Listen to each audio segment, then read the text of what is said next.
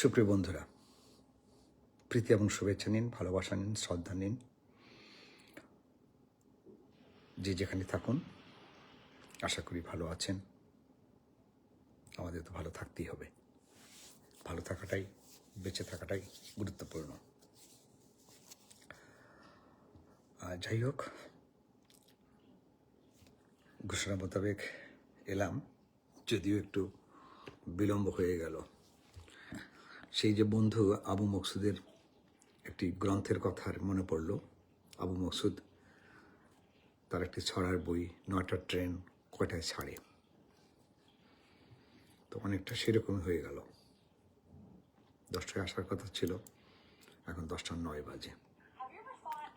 একটু বিলম্ব হয়ে গেল, সেই জন্য দুঃখিত। আমার সঙ্গে কে কে যুক্ত হচ্ছেন তাদের কাছে অনুরোধ থাকবো যে আমার অনুষ্ঠানটি আপনারা শুনতে পাচ্ছেন কিনা, দেখতে পাচ্ছেন কিনা, সাউন্ড ঠিক আছে কিনা, লাইট ঠিক আছে কিনা। বন্ধুরা যদি একটু হেল্প করেন, সহযোগিতা করেন, তাহলে আমি খুব খুশি হব। কেউ কি আমার কথা শুনছেন বা যুক্ত হয়েছেন? আমি একটু সময় নিচ্ছি আপনাদের জন্য। আপনারা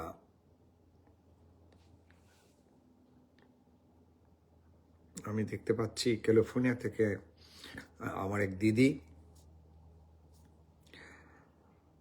তিনি যুক্ত হয়েছেন। তার সঙ্গে দেখা হয়েছিল ক্যালিফোর্নিয়ার বাংলা সাহিত্য সম্মেলনী। তাপতি রায়, দিদি কেমন আছেন? দেখতে পাচ্ছি মহব্বত হোসেন সর্দার, উনিও যুক্ত হয়েছেন। তো বন্ধুরা, যারা যুক্ত হচ্ছেন এবং যুক্ত হবেন তাদের জন্য শুভেচ্ছা জানাচ্ছি। আর সর্দারকে আমি প্রশ্ন করছি, সর্দার, আমার অনুষ্ঠান কি ঠিক মতো ধারণ হচ্ছে, দেখা যাচ্ছে আমাকে বা শোনা যাচ্ছে? একটু জানালে আমি শুরু করতে পারি। জি দিদি, ভালো আছেন? হ্যাঁ, আমি তো আপনাদের ক্যালিফোর্নিয়ার বঙ্গ সাহিত্য সম্মেলনে ঘুরে এলাম, খুব মজা করেছি, কয়েকটা দিন খুব ভালো কেটেছে। এবং আপনার সঙ্গে সেই পাহাড়ের উপরে রেলিংয়ে দাঁড়িয়ে ছবি তুলেছি, আড্ডা দিয়েছি। এবং বঙ্গবন্ধুকে নিয়ে আপনার কবিতাটা আমি পেয়েছি, যদিও সংকলনটি এবার বের হয়নি, হবে। যদি আপনার পরিচিত আরও কেউ ভারতীয় কবি বঙ্গবন্ধুকে নিয়ে লিখে থাকেন, দিদি আপনি সহযোগিতা করবেন। আপনার সহযোগিতা কামনা করছি। আর আপনাকে টরন্টো আসার আমন্ত্রণ জানাচ্ছি। আপনাদের ক্যালিফোর্নিয়ায় ঘুরেছি, আমাদের সাধারণ শহর টরন্টো ঘুরে যান, ভালো লাগবে, আমন্ত্রণ জানালাম। তা দিদি কেমন, অনুষ্ঠান সাউন্ড ঠিক আছে কি, লাইট ঠিক আছে, আমাকে একটু জানাবেন প্লিজ।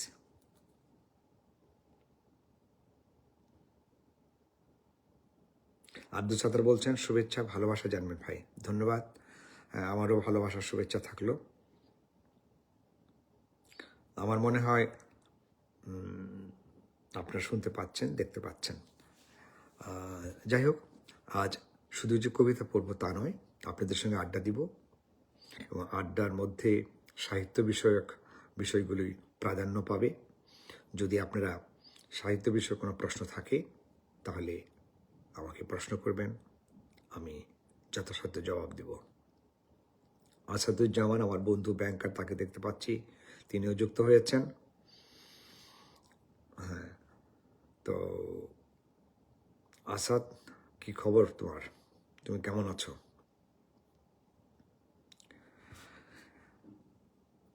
একটা ছোট্ট ধরনের বিড়ম্বনার মধ্যে পড়েছিলাম। ফেসবুকে আমাকে 72 ঘন্টার জন্য সতর্ক করেছে, ব্লক করে রেখেছিল। ফলে আমি কোনো পোস্ট দিতে পারিনি, কোনো লেখা বা লাইক বা কোনো কিছুই করতে পারিনি, শেয়ার করতে পারিনি, মেসেঞ্জারে কথা বলতে পারিনি। অনেকে ফোন দিচ্ছেন এবং ফোন দেখতে পাচ্ছি, রিং বাজছে, কিন্তু আমার রিসিভ করার ক্ষমতাটা ছিল না আর কি। যাই হোক, আমি ফিরে পেয়েছি, সেই জন্য ফেসবুকে ধন্যবাদ। আর যারা অনেকে যোগাযোগ করতে পারেননি, ভেবেছেন আমি রিং ধরিনি, ফোন ধরিনি, আসলে সেটা ভুল এই জন্যই যে কারণটা বললাম। এর মধ্যে আর এর জন্য হচ্ছে শুভকামনা রইল আপনার প্রতি। তবে আপনার প্রোফাইল দেখে আপনাকে ফলো দিলাম, ধন্যবাদ।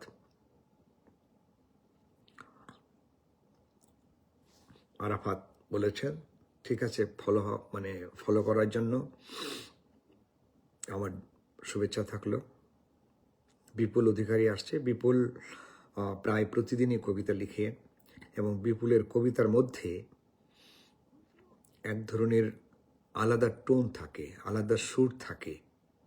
এটা আমি যত ব্যস্ততায় থাকি এক ফাঁকে কবিতাটা পড়ে ফেলি, কারণ পড়ে হয়তো পড়া হয় না। যে কবিতাটা পড়ি একটা ভিন্ন টার্নে, ভিন্নভাবে উপস্থাপন করতে চাই। যদিও সব কবিতা সবার যে ভালো হবে তা নয়, আমারও সব কবিতা যে আপনার ভালো লাগবে এমন কোনো কথা নেই। কিন্তু বিপুল একটা চেষ্টা করেন গতানুগতিক কবিতার বাইরে সাধারণ বিষয়গুলোকে অসাধারণ করে তোলার জন্য। আমি তার কবিতা নিয়ে পোস্ট দিয়েছি এবং তার সঙ্গে আমার কথা হয়েছে। যাক, বিপুলকে ভাল লাগছে আমার সঙ্গে থাকার জন্য। মোহাম্মদ হোসেন সর্দার বলেছেন ভালো থাকুন। কীভাবে আওয়ামী লীগ আবার জেগে উঠতে পারে? প্রকৃত নেতার রাজ্যের সব বিষয়ে অবগত করান। মনে হয় তারা তো ঘুমিয়েই 350 বছর কাটিয়ে দিবে। সর্দার, শুরুতেই একটা রাজনৈতিক প্রশ্ন করলে আমি তো রাজনৈতিক দিকে যেতে চাই নাই আজকে অন্তত। কারণ আওয়ামী লীগের জেগে উঠবে কী করে? তারা তো ঘুমিয়ে আছে। তারা ওই ব্যাঙের মতো, কোনো ব্যাঙের মতো, যখন সময় আসবে, বর্ষাকাল আসবে, বৃষ্টির শব্দ পাবে, তখন তারা লাফিয়ে উঠবে। আওয়ামী লীগের নেতার চেয়ে কর্মীরা শক্তিশালী। আওয়ামী লীগের তথাকথিত এমপির চেয়ে সাধারণ কর্মচারীরা অনেক বেশি পাওয়ারফুল। এইসব আওয়ামী লীগের এমপি, মন্ত্রী বা সংসদ সদস্যর চেয়ে একজন রিক্সাওয়ালা, একজন শ্রমিক, একজন সাধারণ ছাত্র, তারা অনেক অনেক অনেক বেশি কি বলবো আওয়ামী লীগার। এই জন্য তাদেরকে অনেক প্রায়শ্চিত্ত করতে হচ্ছে, ভয়াবহ প্রায়শ্চিত্ত। তাদেরকে যেভাবে জেল জুলুম ছাড়াও ঘরে ঘরে নির্যাতন করা হচ্ছে। আমি 2টি পোস্ট দিয়েছি, আপনারা হয়তো দেখবেন। একটি বাচ্চাকে, শিশু বাচ্চাকে 3-4 জন মিলে বেদম প্রহার করছে। বাচ্চাটি চিৎকার করছে, মাসুম বাচ্চা, শিশু বাচ্চা। তার অপরাধ তার বাবা আওয়ামী লীগ করে। এটা তো ভাবা যায় না, এটা তো মেনে নেওয়া যায় না। দল বাদ দেন, মানুষ হিসেবে আমরা কি করছি? কিছুদিন আগে আমি পোস্ট দিয়েছি, একটা লোকের পা নেই, খুঁড়িয়ে যাচ্ছে, তাকে বেঁধে পুলিশ নিয়ে যাচ্ছে, এক পা দিয়ে লাফিয়ে লাফিয়ে যাচ্ছে, অপরাধ আওয়ামী লীগ করার। একটি প্রতিবন্ধী ছেলে, নারায়ণগঞ্জের, নামটা ভুলে গেছি, সে ঠিকমতো ভাতটা ধরে খেতে পারে না, আঙুল দিয়ে যে ভাত খেতে হতো সে ভাত এইভাবে ধরে, কথা বলে, সে জয় বাংলা বলছে, তাকে জেলখানে নেওয়া হয়েছে। ভাবতে পারেন? তো এই জুলুমগুলো তো সাধারণ মানুষ সহ্য করছে। একজন রিক্সাওয়ালা সারা দিন সে কাজ করে যে পয়সাটি পেয়েছে, সেই পয়সা দিয়ে ফুল কিনে 32 নম্বরে শ্রদ্ধা জানাতে গিয়েছে, তাকে গ্রেপ্তার করা হয়েছে। 7ই মার্চের ভাষণ বাজানোর অভিযোগে গ্রেপ্তার করা হয়েছে। অথচ গতকাল শাহবাগে সংবিধান প্রণয়ন হলো, যারা জারজ নাগরিক, কই সেখানে তো কিছুই করা হলো না। কি অদ্ভুত একটা দেশে বসবাস করি। এবং আরেকটি পোস্ট আমি দিয়েছি, সর্বশেষ পোস্টটি দেখবেন। একটি বাড়িতে ঢুকে 2-4 জন লোক একটি পরিবারকে পেটাতে লোকটাকে উলঙ্গ করে ফেলছে, মাটিতে গড়াগড়ি খাচ্ছে, তার পা বাঁধা, হাত বাঁধা। একটি পর্যায়ে তার স্ত্রীকে বলছে পিটা।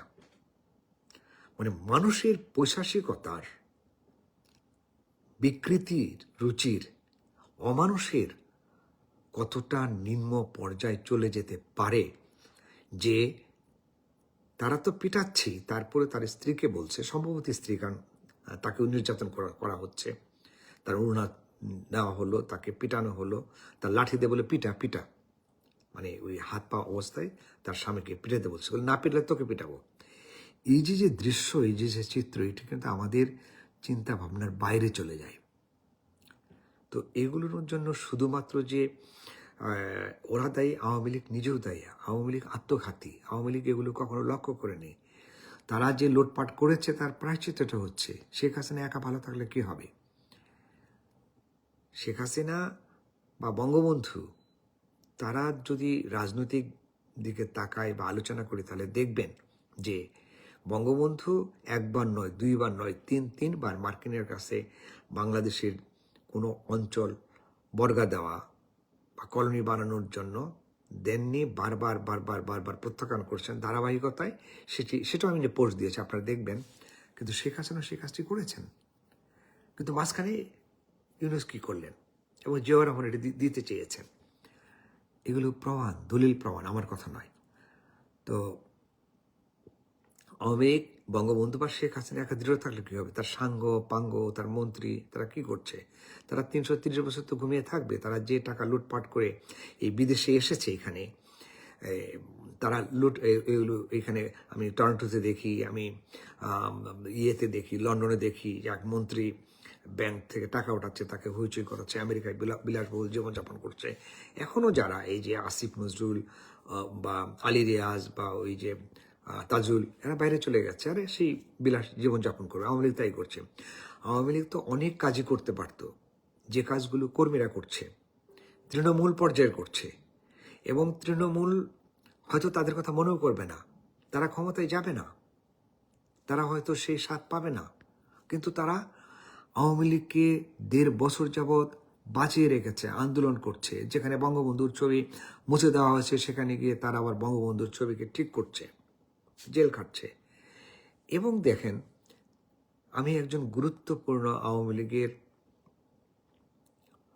যুগ্ম সম্পাদকের সঙ্গে কথা বলেছি যে একটি কাজ করুন, আপনি ব্যক্তিগতভাবে যে যার অবস্থায় আছে, যেমন আমাদের সাংবাদিকরা, হ্যাঁ লাল জুলাই ছিল, তারা যে ভূমিকাগুলো পালন করছেন, আনিস আলমগীরের কথা বলতে পারি, কামাল সাহেবের কথা বলতে পারি, আব্দুল নূর তুষারের কথা বলতে পারি, তারা যে ভূমিকাগুলো নিচ্ছেন, মানে মানে কি বলবো, এই দুর্যোগ সময়ে, এটা তো আওয়ামী লীগ করে না।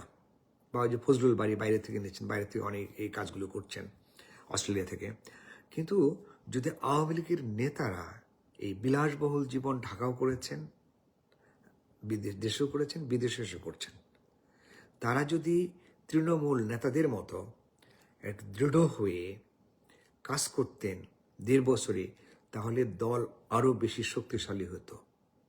যেমন ধরুন, এই দুঃসময় কি করতে পারে, কে কোথায় কষ্ট করছে, আমার কাছে পর্যন্ত আসে, না খেয়ে আছে, বাসায় যেতে পারছে না, তারা আমার কাছে লিখছে যে ভাই একটু হেল্প করেন, সাহায্য করেন, আমি তো যেতে পারছি না দেশে, ঈদ হবে, ওইখানে আমার বাচ্চার জন্য আপনারা কেউ কিছু সাহায্য করেন। এই জার্জির এলাকা, তুমি এমপি হচ্ছ, ভোট নিচ্ছ, তোমার এলাকার যতটা পারো এই লুটপাটের টাকাই দাও, এই টাকাটা দাও, ওদেরকে হেল্প করো, একটা করতে পারে। দ্বিতীয় হচ্ছে, এই যে যারা অপকর্মগুলো করতেছে, তাদেরকে ডাটা বেস করা দরকার, একটা উইং থাকা দরকার, যেটা জামাতেরা অনেক আগেই প্রিপ্ল্যান করে, হ্যাঁ, স্তরে স্তরে স্তরে স্তরে তারা এই কাজগুলো করেছে। ইউনূস আসার পর থেকে প্রতিদিনের চিত্রগুলো আমি একজন গুরুত্বপূর্ণ আওয়ামী লীগের শীর্ষস্থানীয় বললাম যে ভাই এই কাজটি করেন। তিনি একটু বললেন, মানে দলের প্রতি তার ক্ষোভ, সেই কথাটি বললেন। কোনোদিন মন্ত্রী হতে পারেননি, সেটা বলেননি, মন্ত্রী হতে পারেননি, কিন্তু তিনি সেটার মানে আগ্রহ প্রকাশ করলেন না। আমি আরও 2 জনের সঙ্গে কথা বলেছি যে দেখুন, এই বাইরে থেকে এই 2 জন 32 নম্বর ভাঙার ভূমিকা রাখলেন। এখন আমাদের স্বাধীন বাংলা বেতার কেন্দ্র নেই, ফেসবুকে হচ্ছে আমাদের একটা অস্ত্র। তো 300 এমপি আছেন, 300 এমপির মধ্যে যদি 30 জন বাদে দিচ্ছি, যদি 3 জন এমপি তারা কাউকে দিয়ে একটি ইউটিউব চালাতেন, ফেসবুকে কথা বলতেন প্রতি সপ্তাহে, তাহলে কিন্তু দলের এই বিষয়গুলো আলোচনা আসতো, তারা সাহস পেত। তারা পিনাকি যদি প্যারিস থেকে নির্দেশ দিয়ে ভাঙতে পারেন, তাহলে অন্যান্য আওয়ামী লীগের নেতা মন্ত্রী যারা আছেন তারাও তো একটা ভূমিকা নিতে পারেন, তারাও তো একটা ঘোষণা দিতে পারেন, তারা দলকে শক্তিশালী করতে পারেন, তারা তৃণমূলদেরকে উৎসাহিত করতে পারেন, অর্থনৈতিক সাহায্য ছাড়াও মানসিকভাবে তাদের সাহায্য করতে পারেন, দিক নির্দেশনা দিতে পারেন। আমি তো এই গত 18, 19, 20 মাসের মধ্যে কোনো একজন নেতাকে দেখিনি আওয়ামী লীগের যারা উদ্যোগ নিচ্ছেন, যারা তৃণমূলের সঙ্গে কাজ করছেন, যারা মানে এরকমে সাহায্যের হাত বাড়িয়েছেন, দিয়েছেন হয়তো কেউ, বা তারা দেশকে নিয়ে চিন্তা করছেন, তারা এখনই চিন্তা করছেন শেখ হাসিনা ফিরে যাবে, ক্ষমতা নেবে, আবার তারা মন্ত্রী হবে। তাদের চিন্তা ভাবনা ওই পর্যন্তই। যাই হোক, আমি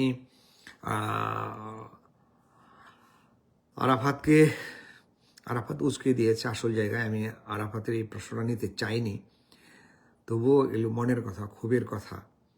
হ্যাঁ, আওয়ামী লীগ হেরে গেলে বাংলাদেশ হেরে যায়, আর আওয়ামী লীগ জিতলে শুধু আওয়ামী লীগের জিতে। এই কথাটি বারবার প্রমাণ হচ্ছে, আবারও প্রমাণ হলো, ভবিষ্যতে তাই হবে। আমি ব্যক্তিগতভাবে আওয়ামী লীগ করি না, কিন্তু আমি এখন মনে করছি আমি আওয়ামী লীগের চেয়ে বেশি আওয়ামী লীগার। কারণ আমার অস্তিত্বের জন্য, আমার বিশ্বাসের জন্য, আমার মুক্তিযুদ্ধের জন্য, আমার স্বাধীনতার জন্য, আমার বঙ্গবন্ধুকে শীর্ষে রাখার জন্য, তার সম্মানের জন্য, শ্রদ্ধার জন্য, জাতির পিতা হিসাবে তার কর্মকাণ্ডের জন্য, বাংলাদেশের অস্তিত্বের জন্য আওয়ামী লীগ দরকার। আমরা দেখেছি অন্য কোনো দল, সেটা কমিউনিস্ট পার্টি হোক বা অন্যান্য দলগুলো হোক, বাম দলগুলো হোক, তারা আওয়ামী লীগকে রক্ষা করবে না, করে না, মানে মুক্তিযুদ্ধকে রক্ষার ভূমিকা নেয়নি। মুক্তিযুদ্ধ, স্বাধীনতা, বঙ্গবন্ধুকে রক্ষা করতে হলে ওই আওয়ামী লীগের কাছে যেতে হবে, আওয়ামী লীগ ছাড়া উপায় নাই। ফলে স্বাধীনতার জন্য, মুক্তিযুদ্ধের জন্য, বঙ্গবন্ধুর জন্য আমাকে আওয়ামী লীগের কাছেই যেতে হবে। আওয়ামী লীগ দেশকে রক্ষা করে, দেশকে বিক্রি করে না। কিন্তু শেষ কথা যেটি বললাম সেটি হচ্ছে, আওয়ামী লীগ জিতলে শুধু আওয়ামী লীগই জিতে, আওয়ামী লীগ হেরে গেলে বাংলাদেশ হেরে যায়। আমি আর কোনো রাজনৈতিক প্রশ্ন নেব না। আপনারা আরেকজন রাজনৈতিক প্রশ্ন করেছেন, আমি সরি। আমি কবিতার পড়ার দিকে যাব। আমি তুহিনকে দেখতে পাচ্ছি, তারপর জেনিফারকে দেখতে পাচ্ছি, শিল্পী জেনিফার, ধন্যবাদ ভাবি, আসলে ভালো আছেন, অনুষ্ঠান শুনবেন। আমি এখন কবিতা পড়ব, আপনারা কোনো রাজনৈতিক প্রশ্ন করবেন না। ইতিমধ্যে আমি অনেক সময় নিয়েছি রাজনৈতিক কথাবার্তা বলার জন্য। আপনারা জানেন যে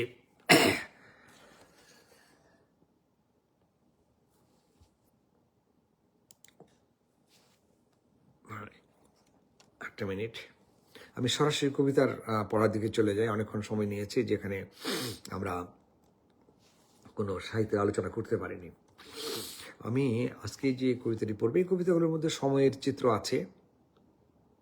আপনারা জানেন আমি বঙ্গবন্ধু গবেষণা করি, বঙ্গবন্ধুকে নিয়ে কাজ করি। বঙ্গবন্ধু গবেষণার জন্য আমাকে বাংলা একাডেমির সাহিত্য পুরস্কার দিয়েছে।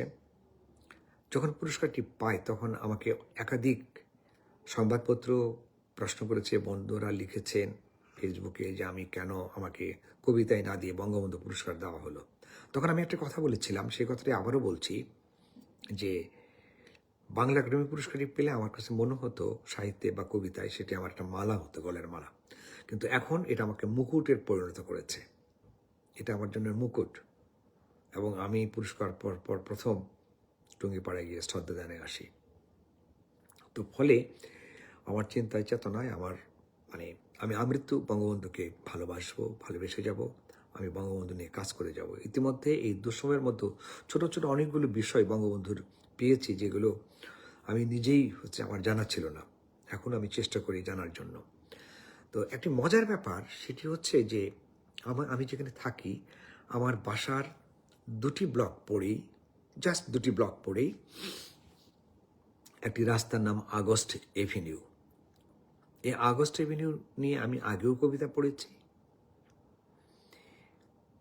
এখানে সিলেবাস ছিল আমার বঙ্গবন্ধুর বিষয়ক বই নিয়ে, ডাকটিকেটে বঙ্গবন্ধু, সেখানেও আমি মোড়ক উন্মোচন করেছি 2 ভাই মিলে।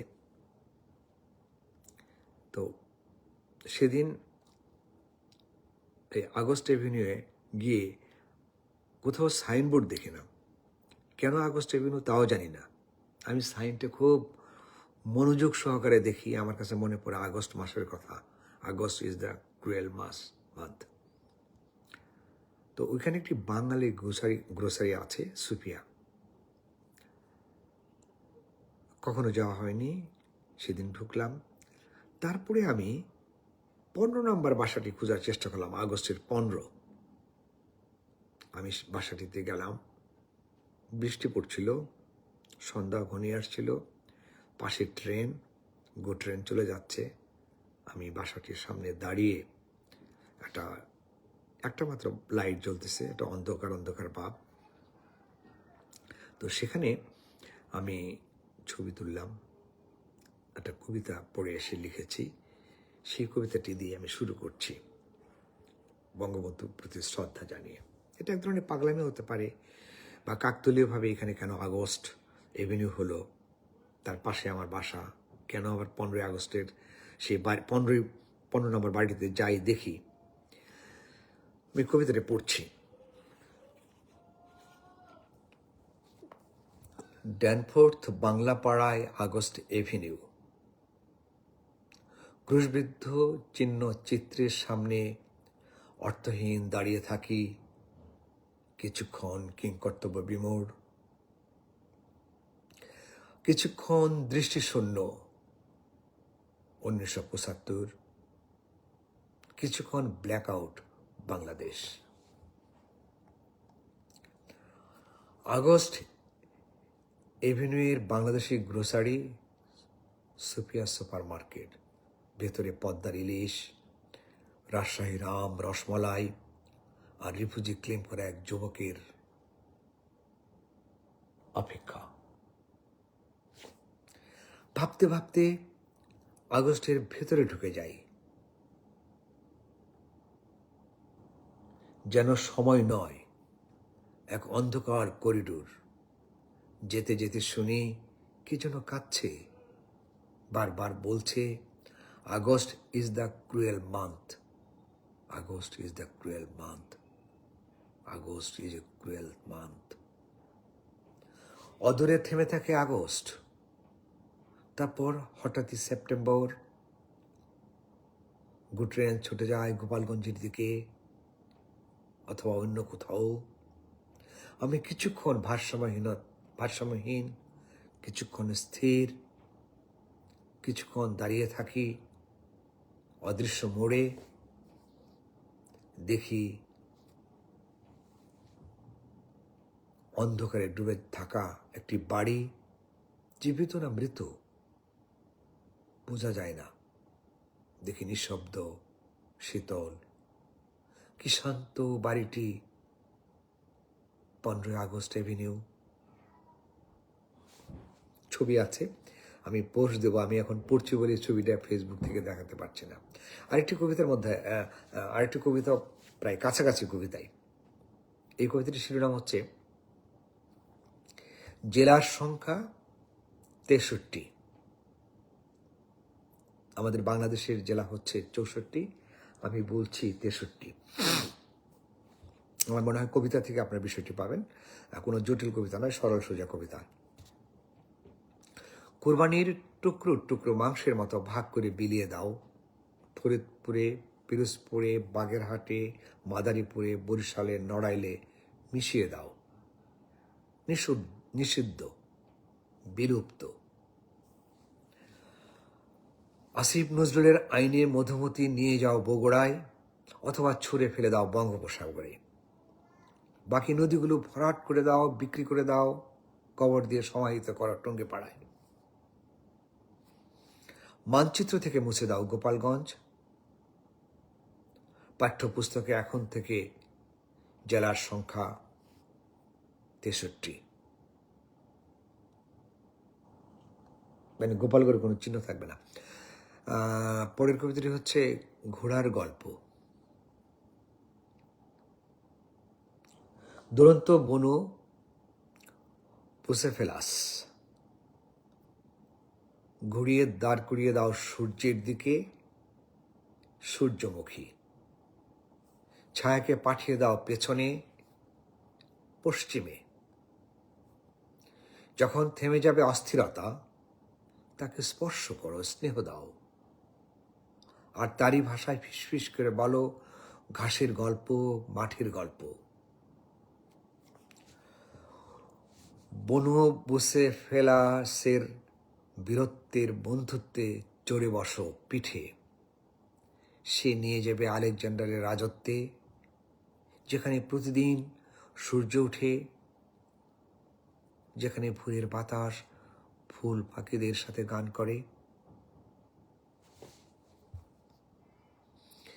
পরের কবিতা শীতকাল কবে যাবে সুপর্ণা। আপনারা জানেন যে ভাস্কর চক্রবর্তীর একটি কবিতার বইয়ের নাম শীতকাল কবে আসবে সুপর্ণা। আমি বলছি শীতকাল কবে যাবে সুপর্ণা।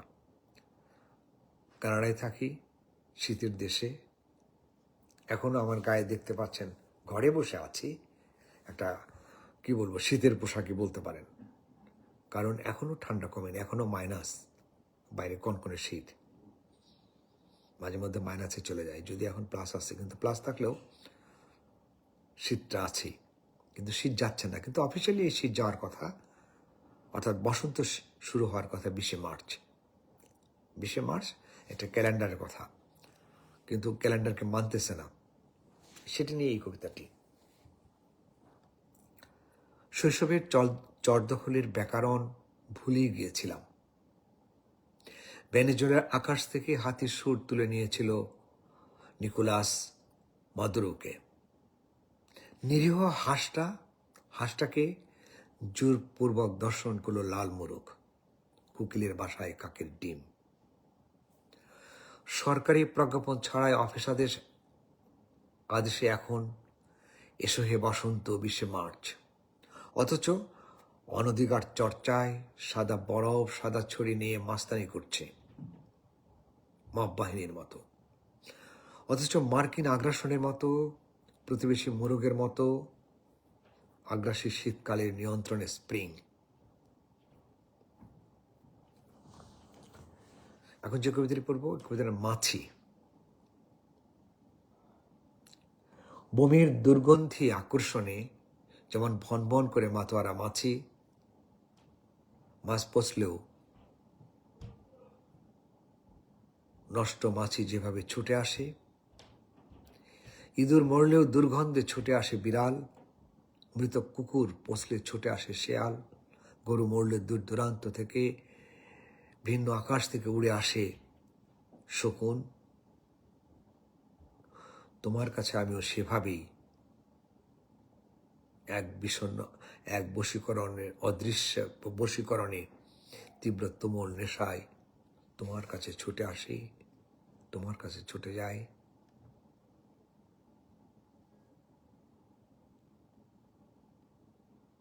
কারো কোনো প্রশ্ন আছে আমি জানি না, আমি পড়ে যাচ্ছি। সব নতুন কবিতা, একদম তাজা কবিতা। এই কবিতাগুলো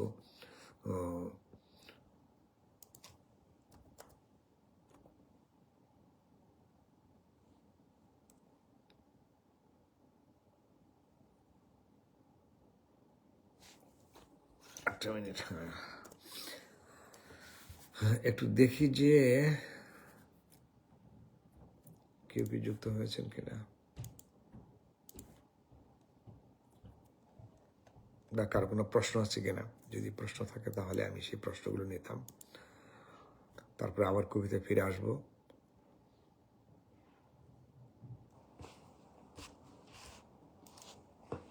বন্ধুরা, আমি একটু ইয়েতে যাচ্ছি, কি বলে, কম্পিউটার থেকে আমি আমার নিচ্ছি।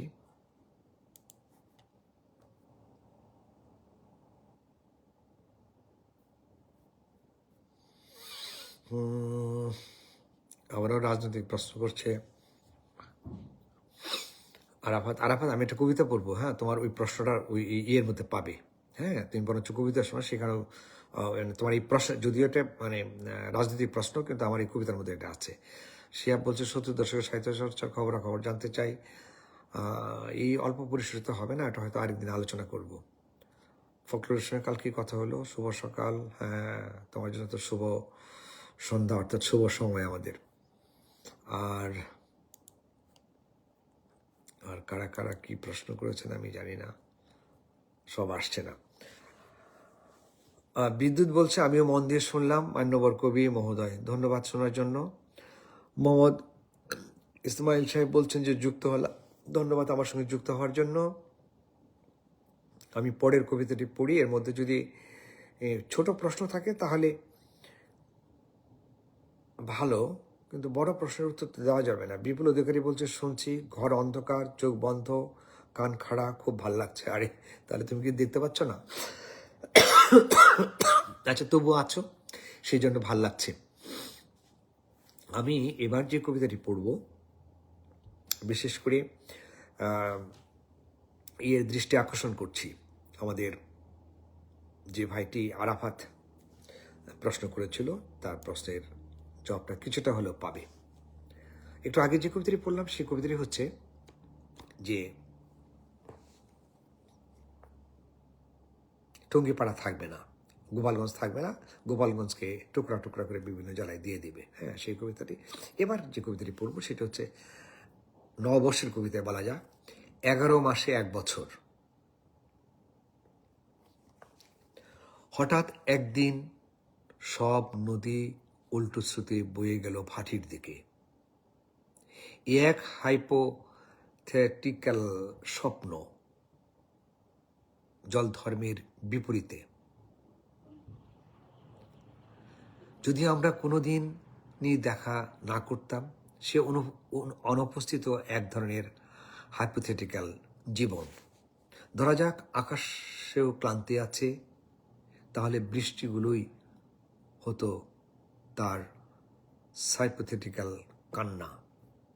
সময় যদি থেমে থাকতো তোমার দৃষ্টির ঘড়ির গভীরে, সেই মুহূর্ত হতো এক অনির্দিষ্ট হাইপোথেটিক্যাল চিরকাল।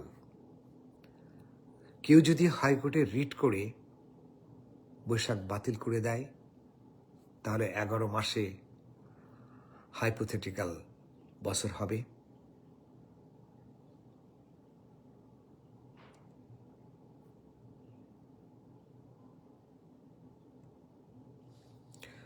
পরের কবিতাটি জটিল, আমি পড়ব না কবিতাটি পরিবর্তে আমি অন্য একটি কবিতা পড়ি। বাঘের দৃষ্টিতে বিড়াল। আই ছেলে, আই মেয়ে, খেয়ে যায় মাতৃস্তন, বুকের দুধ তোদের মুখে তুলে দিবে বনির বোটা। বাঘের দৃষ্টিতে বেড়াল তাকিয়ে থাকে উলানের দিকে। আয় মাইয়া আমার, আয় বাপ আমার, তোরা আমার নারী ছাড়া ধন, দুগ্ধ পান করে নে, আমি মা মাতৃভূমি। হে আমার বেটা বেটি, তোরা মায়ের দুধের ঋণের মর্যাদা রাখিস। তৃণমূলদের কথাই। সবগুলো কবিতার মধ্যে এই সময়টা খুব এসে গেছে, খুব কাকতালীয় ভাবে। এই 72 ঘন্টার কবিতাগুলো, এগুলো এর মধ্যেই আমার মনে হয় মাথার মধ্যে থেকে এই বিষয়গুলোই বেরিয়ে আসছে অবচেতন মনে। আমি দেখতে পাচ্ছি একটির সঙ্গে আরেকটি গ্রন্থিত। কবিতার নাম মৃদুল দাস গুপ্ত এবং 32 নম্বর বিপদ সংকেত। মৃদুল আমাদের বন্ধু, তার জন্মদিন ছিল, জন্মদিনে এই কবিতাটি লেখা। যখন প্রিয় রবীন্দ্রসঙ্গীত ভালো লাগে না, তখন মৃদুল দাসকে মনে পড়ে। যখন বাংলাদেশকে কোথাও খুঁজে পায় না, তখন ভারতবর্ষকে মনে পড়ে। 36 দিনের জুলাই আর 26 দিনের আগস্টের সেই আয়না ভাঙা বিভাজনের সময় 32 নম্বর বিপদ সংকেতে বাংলাদেশ, কলকাতা, রবীন্দ্রসঙ্গীত, মৃদুল দাশগুপ্ত, কাউকে মনে পড়েনি।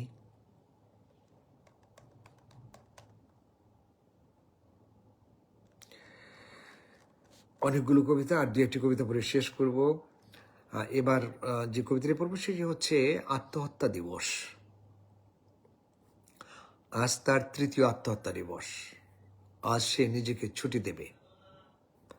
আত্মহননের আনন্দে এবং আমেজে ঘুমাবে সারাদিন, অতঃপর প্রাক্তনের সাথে ডিনার করবে গ্রিস রেস্তোরাঁয়।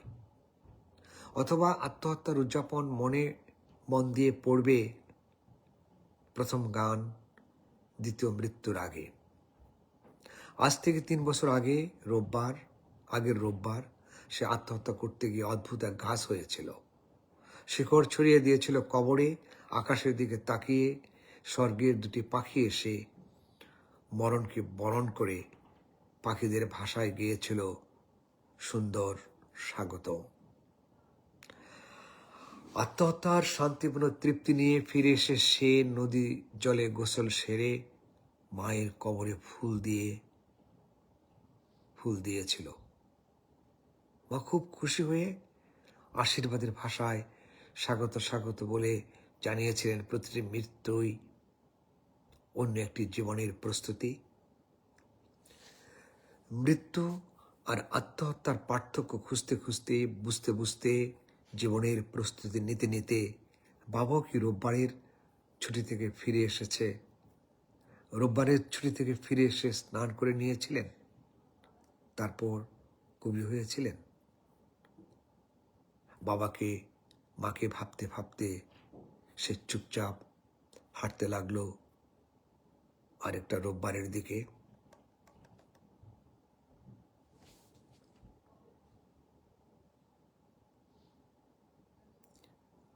অনেকে যুক্ত হয়েছেন। মাসুদ আলম বলছেন স্বাধীনতা রক্ষার সবসময় উচ্চকণ্ঠ থাকুন, শুভকামনা, জয় বাংলা। ধন্যবাদ ভাইয়া। মাহবুব আলম বলছেন আসসালামু আলাইকুম স্যার, কেমন আছেন? জি ভাইয়া, ভালোই আছি। তারপরে নিরঞ্জন বিদ্যুৎ বলছেন দেখছি দুলালদা, ধন্যবাদ। তোমার কোনো প্রশ্ন থাকলে করতে পারো। আমি আরেকটি কবিতা পড়ে শেষ করব, কারণ দীর্ঘায়িত হলে অনেকেই ধৈর্যচ্যুত ঘটবে, তার আগেই বিদায় নেওয়াটি ভালো। সবগুলো নতুন কবিতা। আমি শেষ যে কবিতাটি পড়বো আজকে সেটি হচ্ছে মুগ্ধতা, ছোট্ট কবিতা। তারপরে দেখবো কারো কোনো প্রশ্ন থাকলে আমি সেইগুলোর উত্তর দিয়ে শেষ করব। মুগ্ধতা। জ্যোৎস্না রাতে সবাই গেছে বনে, তখন আমরা দুজন জ্যোৎস্নার বাইরে বাদুর, অন্ধদের মতো। তবু পেঁচা পাখির চোখে অন্ধকারের ভাষায় মুগ্ধ হয়ে আমি পাঠ করি তোমাকে। তুমিও মুগ্ধ হয়ে মুখস্থ করো আমাকে। আজকের মতো এখানেই শেষ করছি কবিতা পাঠ। বন্ধুরা, আমার সঙ্গে থাকার জন্য, আমাকে সময় দেওয়ার জন্য আমি খুবই তৃপ্তবোধ করছি, কৃতজ্ঞতা প্রকাশ করছি। হুটহাট করেই এই কবিতা পড়তে আসা। এখন দেখব যে কারোর আলোচনায় কিছু বলা যায় কিনা, যদি সংক্ষেপে থাকে। তবুও সবার প্রশ্নগুলো এখানে আসছে না। আচ্ছা, শিহাবের প্রশ্নটা একটু জবাব দেই, একটু হালকাভাবে। একটা দশক নিয়ে তো আর বলা যায় না। 70 দশকের সাহিত্যর তো অনেকগুলো দিক আছে। একটা দিক আছে লিটল ম্যাগাজিন, একটি দিক আছে আন্দোলন, আরেকটি দিক আছে কবিতার ভাষা ও বিষয়, আরেকটি হচ্ছে যে সেই সময়ের সাহিত্য চর্চার ব্যবস্থা, নানান রকমের। তবে আমি যদি একটি বিষয় নিয়ে কথা বলি, ঢাকার সাহিত্য চর্চার খবরাখবর জানতে চাই, আমি খুব সংক্ষেপে বলি। সেখানে 3টি মাধ্যমে আমরা সেই সময়ে শেষ 70-এ এবং 80-র প্রথমে আমরা যখন সাহিত্য চর্চা করি, তখন 3 ধরনের মাধ্যমে আমরা সাহিত্য চর্চা করতে পারতাম। একটি হচ্ছে লিটল ম্যাগাজিন। আমরা যারা এখন সবাই প্রতিষ্ঠিত, তারা বিভিন্ন শহর থেকে, বিভিন্ন জেলা থেকে লিটল ম্যাগাজিন করতাম, এবং সেগুলো একজন আরেকজনের সঙ্গে একটা যোগাযোগ থাকতো ডাক বিভাগের মাধ্যমে। এখন ডাক বিভাগ মরে গেছে। যারা প্রতিষ্ঠিত কবি, তারা যেমন ধরা যাক আসাদ মান্নান চন্দ্রবিন্দু বের করতেন চিটাং থেকে, তসলিমা নাসরিন ময়মনসিংহ থেকে সে যদি বের করতেন, আড্ডা বের করতেন মুস্তাক দাউদি রাজশাহী থেকে, সহি শিবলি ট্রাফিক মোড় তার একটি পত্রিকা ছিল, এই মুহূর্তে নাম মনে পড়ছে না। তো এইভাবেই বিভিন্ন জেলা পর্যায় থেকে সাহিত্য চর্চা হতো এবং আমরা তখন দল বেঁধে বিভিন্ন জেলায় কবিতা পড়তে যেতাম। একটা গাড়ি বাস ভাড়া করে আমরা হয়তো টাঙ্গাইল গেছি, ময়মনসিংহ গেছি, তারপরে সিলেট গেছি কবিতা পড়ার জন্য। একটা উৎসব মুখরিত ছিল তখন, এত দলাদলি, এত বিভাজন ছিল না, ভাঙন ছিল না। আরেকটি সাহিত্য চর্চা হতো আমাদের সময়, সেটা হচ্ছে রেডিও এবং টেলিভিশন কেন্দ্রিক। রেডিও খুব পাওয়ারফুল ছিল, গ্রামে গঞ্জে এই যোগাযোগটা খুব দৃঢ় হতো। আমি প্রথম যখন আসাদ ভাইয়ের কথাকলি, সম্ভবত কথাকলি অনুষ্ঠানে আমরা ৭৭ সালে লেখা পাঠাতাম সেই মফস্বল থেকে, তারপর তো নিজেরা এক সময় রেডিও টেলিভিশনে অনুষ্ঠান শুরু করি, উপস্থাপনা করি, নাটক লিখি, নানান কাজ করি। এবং ঢাকার সময় আমরা টেলিভিশন ভিত্তিক একটি অনুষ্ঠান হতো, সবসময় হতো না, বিশেষ অনুষ্ঠানগুলো হতো, মাঝে মাঝে সপ্তাহে একবার সাহিত্য অনুষ্ঠান হতো, সেখানে আমরা কবিতা পড়তাম। আরেকটি ছিল পত্রপত্রিকার মাধ্যমে। গতকাল আমি ডাক্তারখানায় গিয়েছি, এক ভদ্রলোকের নাম শুভ্র আমার পাশেই থাকেন, তিনি আমার কাছে এসে বললেন, ভাই আপনার নাম কি সাইফুল্লাহ মাহমুদ দুলাল? আমার মনে হচ্ছে আপনি। তারপরে উনি বললেন যে বিচিত্রায় কোন লেখা বেরিয়েছে, কোন লেখা পড়তেন, বিচিত্রা থেকে চেনেন। এবং তিনি নিজেই কথাই বললেন, আমি সেই কথাই আপনাদেরকে বলছি যে তখন 3-4টি দৈনিক ছিল, 2-1টা সাপ্তাহিক ছিল। দৈনিকগুলোর মধ্যে হচ্ছে ইত্তেফাক, আমাদের শেষ দিকে বন্ধ বন্ধ হয়ে যায় আজাদ, দৈনিক বাংলা, সংবাদ। এই ছিল আমাদের 4টি পত্রিকা দৈনিক। রেগুলার বের হতো বিচিত্রা, এক পাতা কবিতা ছাপা হতো। একবার যদি বিচিত্রায় অথবা দৈনিক বাংলায় লেখা ছাপা হয় আহসান হাবিবের হাত দিয়ে বা শামসুর রহমানের মনোনীত কবিতায়, তাহলে সে যেন একটা সার্টিফিকেট পেয়ে গেল, সে কবি হিসেবে দাঁড়িয়ে গেল, তার স্ট্রাগল করার মাত্রা যেন কমে যায়। আর এছাড়া মাঝে মধ্যে বের হতো, মাঝে মাঝে বন্ধ হয়ে যেত। অত্যন্ত ভালো একটি কাগজ ছিল, সেটি হচ্ছিল সন্ধানী, বেলাল চৌধুরী সম্পাদনা করতেন। এবং ইত্তেফাক হাউস থেকে রোববার নামে আরেকটি কাগজ বের হতো, রফিক আজাদ সম্পাদনা করতেন। তো এই কয়েকটা কাগজে ছিল আমাদের লেখালেখির মাধ্যম। আর প্রাতিষ্ঠানিক যে কাগজগুলো ছিল, 2টি কাগজের কথা আমার মনে পড়ে। তথ্য মন্ত্রণালয় থেকে বের হতো মাসিক সচিত্র বাংলাদেশ এবং নবারুণ, এবং বাংলা একাডেমি থেকে বের হতো, এখনো হয়, উত্তরাধিকার এবং ধান শারিকের দেশ। কিন্তু এই পত্রিকাটি নানা কারণেই শুধুমাত্র গুটি কয়েক সদস্যদের মধ্যে সীমাবদ্ধ, এগুলো ওইভাবে মার্কেটিং হয় না, এইভাবে জানাজানি হয় না। এইভাবেই ছিল আমাদের সাহিত্য চর্চার যোগাযোগগুলো। আর আমরা যারা ঢাকায় এসে পরবর্তী লিটল ম্যাগাজিন করি, এবং আমরা লিটল ম্যাগাজিনকে নাম দিই ছোট কাগজ, হারুন হাবিব, আমি, আশরাফ আহমেদ, ফরিদ কবির, ফারুক মাহমুদ, শহীদুজ্জামান ফিরোজ, আমাদের প্রত্যেকের একটা করে ছোট কাগজ ছিল। এবং মান্নান সৈয়দকে ঘিরে আমরা আড্ডা দিতাম, সেইখান থেকে আমরা ছোট কাগজের সূচনা করি। এবং ছোট কাগজ থেকে আমরা ছোট কাগজ নামে পত্রিকা সম্পাদনা করেছি। ছোট কাগজ থেকে আমরা প্রথম কবিতার ক্যাসেট বের করেছি, কবিদের স্বকণ্ঠে আবৃত।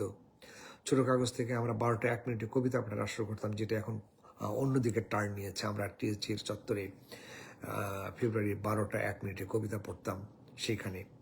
তো এইভাবেই আমরা আমাদের সাহিত্য চর্চাগুলো আমাদের সময়ে করতাম। এখন তো পাল্টে গেছে, এখন ফেসবুক সাহিত্য হয়েছে, এই যে এখানে এসে কথা বলছি, মাধ্যম চেঞ্জ হয়েছে, সময় চেঞ্জ হয়েছে। আমি জানি না ভবিষ্যতে আরও কী হবে, সেটার অপেক্ষায়। আমি কালকে একটু পড়াশোনা করলাম এআইয়ের ওপর, ভয়াবহ অবস্থা, ভয়ঙ্কর অবস্থা, যে এআই সব লিখে দিবে, এআই সব এঁকে দিবে, এআই সব বানিয়ে দিবে বলে দিলেই, তাহলে মানুষের অস্তিত্ব কি থাকবে না? এখন যদি আমি বলি যে আমি এই থিমে নিয়ে আলোচনা করছি, সে আমার মতো হয়ে আমার কথাগুলো বলে দিবে, তারপরেও মানুষের বিকল্প নেই। মনে করে দেখেন, কয়েক বছর আগে ই বুক হয়েছিল, তখন ভাবছিলাম পাঠ্যপুস্তক বা মুদ্রিত বইয়ের একদম যুগ শেষ হয়ে গেল, কিন্তু শেষ হয়নি। আমি যখন ট্রেনে যাই, যাতায়াত করি, রাস্তাঘাটে পড়তে দেখি, সেখানে ইবুক খুব কম, বছরে 1-2 জন পায়, কিন্তু সবাই কিন্তু মুদ্রিত বই পড়ে।